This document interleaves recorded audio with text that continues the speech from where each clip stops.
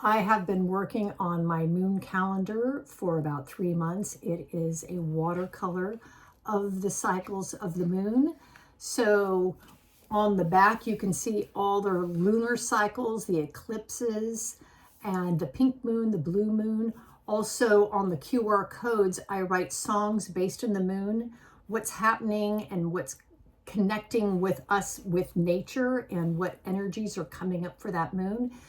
So the moon is really a journey. It tells the story of kind of the energy we're in, the currents that are passing through, and the wolf moon.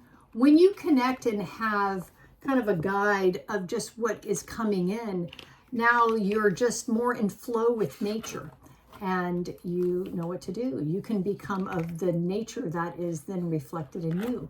And we are all so impacted, pink moon, by the moon, and you'll know that April is such a transformative month.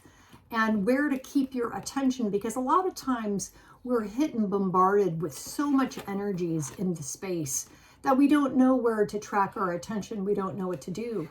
But when you bring in the living light, you know what to keep your attention on, discerning your attention, connect your crown like the buck moon. And as we go under to the emotional realm of sturgeon moon, and harvest moon is we are, the expression of all the things that we've planted, that we are celebrating. And then the veil gets thin as we're in this month. And as it does, the energy changes and we need to focus on our light within, as well as building those new foundations, that beaver, and dropping then into the cold moon of winter. And so this is a great gift, and check it out, the Moon EnergyWorks, KimBellissimo.com. Click on the link below. Thank you.